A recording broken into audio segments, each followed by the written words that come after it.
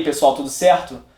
Depois que meu post no Facebook sobre as plataformas de distribuição rendeu bastante, todo mundo comentando lá, dizendo que queria acompanhar o vídeo falando sobre isso, eu resolvi fazer melhor do que um vídeo. Vou fazer uma série de vídeos falando sobre várias plataformas de distribuição e contextualizar algumas.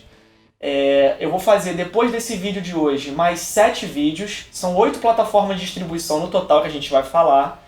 No último vídeo eu vou falar sobre 2 dessas plataformas que são as que eu, depois de estudar, menos recomendo, mas eu vou explicar por que eu menos recomendo. Vou falar as 2 no mesmo dia, no mesmo vídeo, no caso. Vou explicar por que eu não recomendo essas 2, mas essas plataformas têm vantagens também, mas sobre algumas outras plataformas, né? Então, todas essas plataformas, elas têm algum benefício que outras não têm e tem algum ponto negativo que outras não têm também. Até porque se não tivessem uns pontos positivos diferenciados, elas não estariam pegando uma fatia de mercado e elas continuam pegando essa fatia. Então a gente vai explicar detalhadamente o porquê que até essas não recomendadas têm pontos bons e pontos fortes, e a gente vai falar sobre as outras também. Então, antes disso, eu queria falar um pouquinho de história sobre o porquê que essas plataformas de distribuição começaram a aparecer. Até a metade dos anos 2000, ou dependendo em outros países mais desenvolvidos, até o início dos anos 2000 mesmo, eu costumo fazer a brincadeira dizendo que para as gravadoras, grandes gravadoras, o bug do milênio foi o bug das gravadoras, né? Porque foi a partir dessa época que realmente a sociedade deu esse turnover, né, no lance de música, começando com o Napster e esses outros softwares de pirataria de música e etc. A partir disso começou-se uma guerra. Por quê? As grandes gravadoras até essa época, elas dominavam todos os nichos, todos os ramos que envolviam um músico, um artista do ramo da música.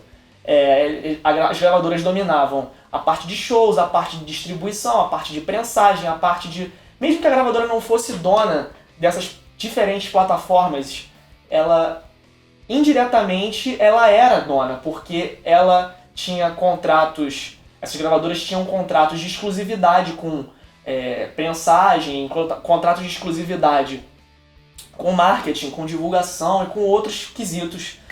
E como as gravadoras tinham muito dinheiro, acabaram conseguindo pegar todo esse nicho de mercado, englobar tudo em uma coisa só e fazer com que essa fórmula desse certo para as gravadoras. Só que a tecnologia, conforme ela vai evoluindo, ela vai barateando as coisas. Então, antigamente, você tinha que gastar um dinheiro para ter uma guitarra, você tinha que gastar um dinheiro para ter uma bateria. E hoje em dia você consegue umas baterias de uma qualidade pior por um preço menor, você consegue ter uma banda com pouco. Mas o problema é que como começaram a ter mais bandas, então, né, o que acontece? Começou a aparecer um outro nicho de mercado. Nicho de mercado que a princípio foi chamado de underground. Por quê? Porque essas bandas tocavam em lugares menores, lugares ruins até, né? E por causa desses lugares, às vezes mais abaixo da terra, eles começaram a chamar esse movimento de underground. Então o underground ele começou a se ramificar, algumas bandas do underground começaram a crescer, e essas bandas do underground que começaram a crescer começaram a dar visibilidade para esse nicho de mercado. Então mais e mais pessoas foram aderindo a isso. O que acontece então? Criou-se uma fatia de mercado que não era atendida pelas grandes gravadoras. Essa fatia de mercado, hoje em dia, é chamada de mercado independente. O que é o mercado independente? É o mercado das bandas que não tem contrato com nenhuma grande gravadora ou com nenhum grande selo. Até alguns selos hoje em dia se dizem selos independentes, porque eles trabalham de determinadas maneiras com a banda, não patrocinando a banda diretamente, mas colocando elas no quadro de músicos do selo, quadro de músicos que vão participar dos eventos do selo, que vão participar de certos trâmites internos do selo, isso aí vai de cada um, mas que não necessariamente financiam um CD para a banda, financiam qualquer divulgação que seja. Selos independentes, então as bandas que participam de selos independentes podem se dizer que são independentes também. E fora isso, bandas que não participam de nenhum selo, nenhuma gravadora, como eu falei, também são bandas independentes. Então, essas bandas independentes, elas criaram um grande nicho de mercado, e esse mercado é muito cruel. Até hoje ele é um mercado muito cruel. Um pouco menos, vocês vão ver que a partir de agora vai ficar um pouquinho menos, porque o meu objetivo, não só com essa série de vídeos, mas a partir de agora, é tentar trazer, vamos dizer que isso vai ser muito pretensioso meu dizer, mas trazer para o Brasil uma melhora nesse mercado de música independente, nesse mercado que tem um grande apelo, e esse tipo de atitude para a melhora do mercado, ele depende tanto das bandas quanto dos fãs. Mas isso é uma coisa que a gente vai falar em outro vídeo. O importante que a gente vai falar hoje, que é o início dessa série de vídeos falando sobre as plataformas de distribuição, é que esse mercado começou a crescer tanto que algumas empresas começaram a criar lojas para vender as músicas desses artistas independentes. Assim, as músicas na maioria das vezes, podem ser baixadas de graça pela internet. Mas uma coisa que as bandas descobriram é que existem fãs que querem pagar pelo trabalho. E às vezes é ruim você não dar essa possibilidade para as pessoas que querem pagar pelo seu trabalho de pagarem pelo seu trabalho. Então, começaram a aparecer lojas onde os artistas podiam chegar lá, colocar suas músicas e vender e rentabilizar.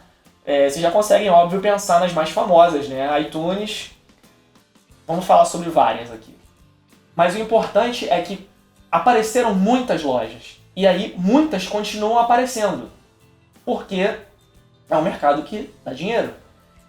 E, por existirem tantas lojas, alguém teve uma ideia em algum momento e falou: eu vou pensar então numa plataforma de distribuição para essas lojas. Então o que é uma plataforma de distribuição?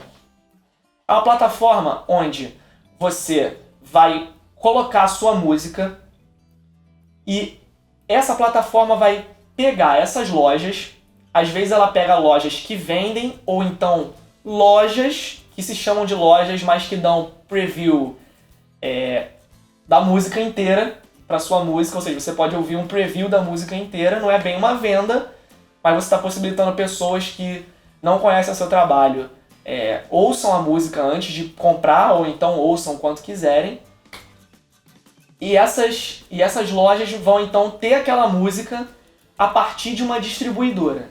Então, a maioria das distribuidoras, elas entram em contato diretamente com essas lojas e montam um quadro de suplentes, né? Então elas falam assim, eu vou suprir a sua música. Se você vier participar da minha plataforma, eu vou suprir a sua música para X lojas diferentes. E a cada vez que essas lojas venderem uma música, elas tiram um pedaço para elas. Então, depois que elas tirarem um pedaço para elas, eu vou tirar um pedacinho para mim ou não. Vamos falar bastante sobre isso nos próximos vídeos. E vou repassar o resto pro artista. Então, as plataformas de distribuição nada mais são do que uma distribuidora de música em lojas de música. Mas por que algumas delas começaram a se diferenciar tanto? Porque começaram a surgir outros benefícios dentro dessas lojas que são muito interessantes para o artista. Por exemplo, a maioria das lojas hoje em dia faz registro da sua música, faz um registro a nível mundial. Então, para um artista que tinha que ficar fazendo partitura da música, que tinha que ficar etc, para poder registrar essa música, não precisa mais disso. Então o artista já vai pegar a música, aquela versão da música vai ser registrada devidamente pela distribuidora, e toda vez que, por exemplo, a sua música for associada a algum vídeo, dependendo da distribuidora, nem todas fazem isso, às vezes quando a sua música for atribuída a um vídeo, essa distribuidora está de olho. E aí ela vai coletar, ela vai rentabilizar a sua música. Todas elas têm vários pontos diferentes, todas elas têm vários serviços diferenciados, e a gente vai falar sobre todos. Esses serviços são muito interessantes, principalmente o de registro. O de registro é uma coisa assim sensacional. Tem um outro serviço muito interessante que você atribui códigos e SRC para música. E aí, só com esse código ISRC, você pode, dentro de algumas distribuidoras, até comprar CD ou vinil, porque para você prensar a sua música com CD ou vinil, você precisa desse código ISRC. E algumas distribuidoras te cobram já um valor quando você faz um upload de uma música. Se a sua música não tem um código desse, você pode pagar uma taxa, ou até dependendo da distribuidora, eu não sei se tem alguma que faz isso grátis, mas você pode pagar uma taxa e a distribuidora já atribui um código desse para você. Às vezes até ela mesma já faz a distribuição, você pode comprar o CD, pode comprar um vinil, ou então ela atribui um código para você que você possa fazer isso depois e vender a nível mundial. Então, nos próximos vídeos, como eu disse, a gente vai falar sobre várias dessas plataformas. Eu vou falar sobre uma plataforma a cada vídeo, exceto pelo último vídeo que vai ser sobre 2 plataformas específicas. São 2 plataformas que eu não recomendo muito, mas elas têm vantagens sobre as outras plataformas. Elas ainda têm vantagens. Se elas não tivessem vantagens assim boas, vamos dizer, consideráveis pelo menos, sobre as outras plataformas, elas não teriam essa fatia do mercado, e elas possuem uma fatia de mercado. Então a gente vai falar sobre todas essas plataformas, todas essas 8 plataformas que eu disse. Vamos citar as vantagens e desvantagens de cada uma, e no final desses vídeos eu vou lançar para vocês um documentozinho que eu fiz, um documento comparativo falando sobre todas essas 8. Vai ter um gráficozinho bem legal. Não é um gráfico, na verdade, é uma tabela. Vai ter uma tabelinha bem legal mostrando quais são as vantagens e desvantagens.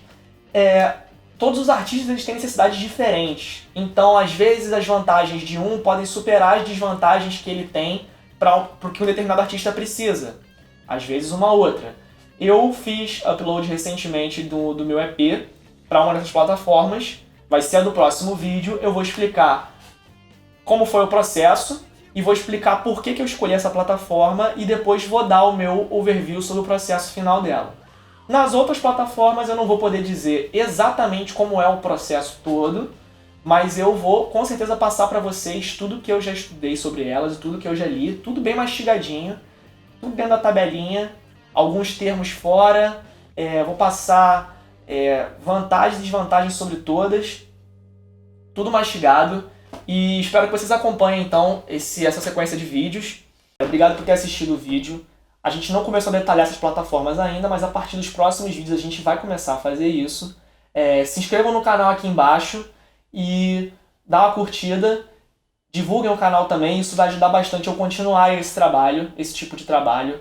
O meu objetivo, como eu disse nessa série de vídeos, é poder tentar trazer o que eu puder para melhorar o máximo possível o nosso cenário musical brasileiro.